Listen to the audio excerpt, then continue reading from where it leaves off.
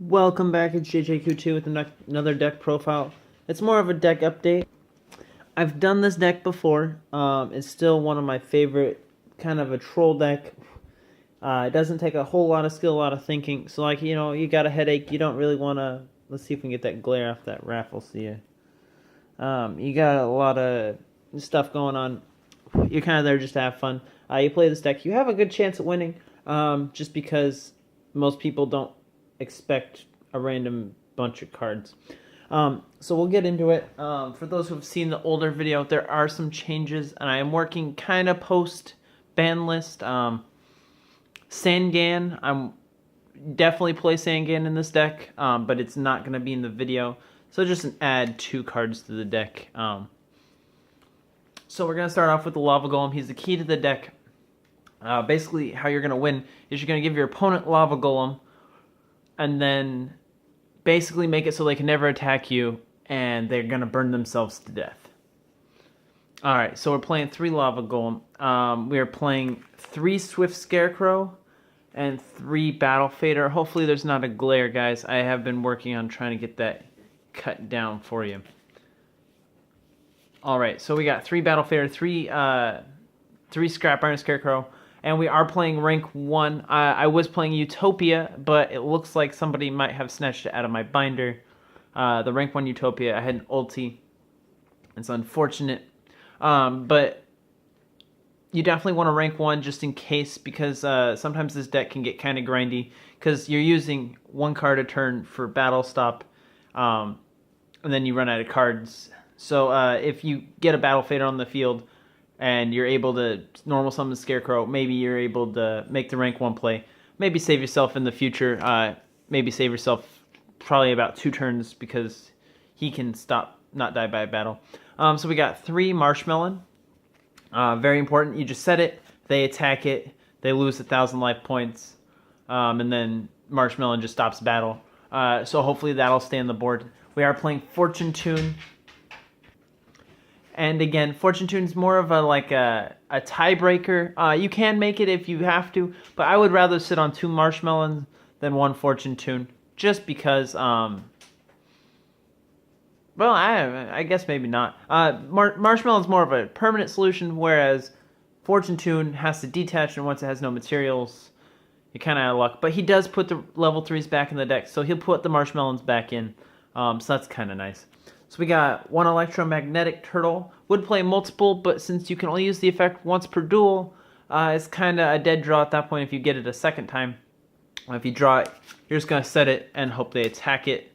Or even if they Dark Hole, Regeki, etc., you can still use the effect, and it's pretty nice.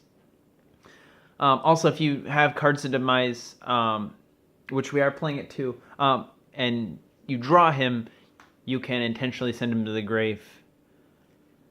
Though I would try not to. So we're playing 3 Card D, just because if you have... Because the number of traps in the deck is ridiculous. And then if you don't have something to normal summon except Card D, you might as well get the free card off of it. So we're playing Mortal Attack and Scythe at 1. Believe me, I wish I had more Scythe. Play Scythe at 3, play Scythe at 2, whatever you got. But we're playing 1 of each. We're playing 1 Max C because of the ban list. We are playing 2 Thunder King Ryo. Fun stuff. They're kind of new to the deck. I haven't put them in before. But I thought, hey, it kind of forces the opponent to slow down, think about their plays. They're going to lose a monster. Not a bad idea. Forces no special summoning. We're playing 1 Myrmilio. I only own 1. As soon as I can pick up 2 more, I'm going to put them at 3 in the deck. Maybe 2. I don't know. I feel like 3 is too much. I'm only running 3 trap holes. So I might have to up the trap holes if I'm going to play that. I'm not sure if I can or not. And we're playing 1 Grand Mole. Nobody expects Grand Mole these days. It's a potent card, especially if they're playing Xyz monsters. You can normal summon it and swing and bounce the card. Or you can just set it, let them swing into it, and regret. Lots of regret. Alright, so we're moving on to the traps. The traps are pretty simple. We got 3 Quaking Mirror Force. Again, you don't want them to attack. We've got three Threatening Roar, 3 Woboku. Then we're playing 2 Zoma the Spirit. That's a trap monster. You set him, then on your opponent's turn, most likely. Or, I mean, you can do it on your turn. And he is a level 4, so you can make the Trap Trickster Falzia with him if you have to. If he's destroyed by battle, inflict damage based equal to the attack the opponent's monster had. So if they have Lava Golem and they're like, all right, swing, they're going to take 3,000 damage. They're not going to do that. 90% of the time, they're going to try to find a way around Zoma the Spirit. Not a big deal. Let them. Okay. It'll stop the OTKs or like the big board wipes because they have to think about, do I really want to take a whole bunch of damage? And also, if you have him in defense, he only has 500, but if you have him in attack, he is at 18. So they do need a fairly substantial number to get over his attack position. Although I would summon him in defense just in case. We're playing 2 Magic Cylinder for the burn. 2 Floodgate Trap Hole. Would be playing 3, but I don't own a third one. 1 Bottomless. You definitely want that in there. We're playing 1 Compulse and 1 Skill Drain. People underestimate the Compulse and Skill Drain these days. It's not the meta. It's not what we've seen a lot. So I'm liking to tech it into some decks like this. Just because, what are you going to do if you have no monster effects? I can play just fine because I can use my traps to stop you just fine. But Skill Drain is pretty cool. So for spells, we're playing 1 Regeki.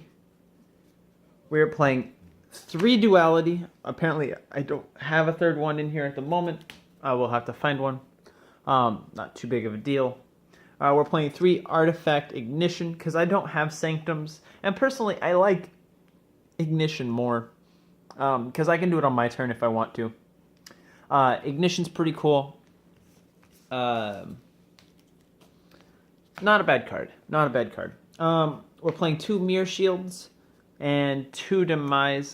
Feel free to jump Demise up to 3 if you have them.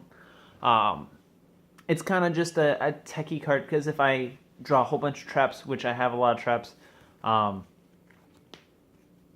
can just set it and not worry about it. And who cares? Like, I got free cards. Sweet.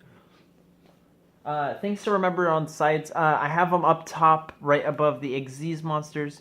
But especially remember, you can always side MSTs. Abyss Stingray. I used to main it in this deck.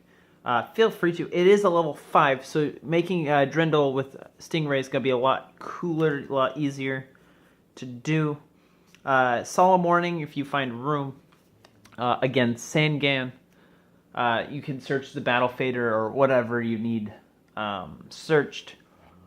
The deck is very versatile. You can throw a lot of different side cards. Whatever you're seeing at your locals, you can side against it. The Mistake, Rivalry, Gozen.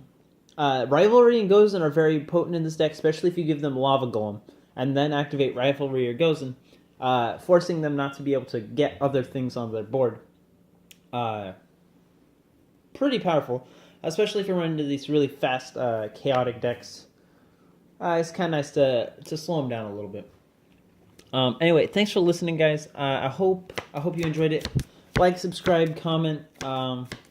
If you think there's a card that should be in the deck, I probably have a deck build with that in it. But hey, shoot it in the comments. Maybe I didn't know about it. Maybe you're like, oh, look at this magical monster that negates 5 attacks. I would love to know about it. Thanks for listening. Hope you liked it. Take care, guys.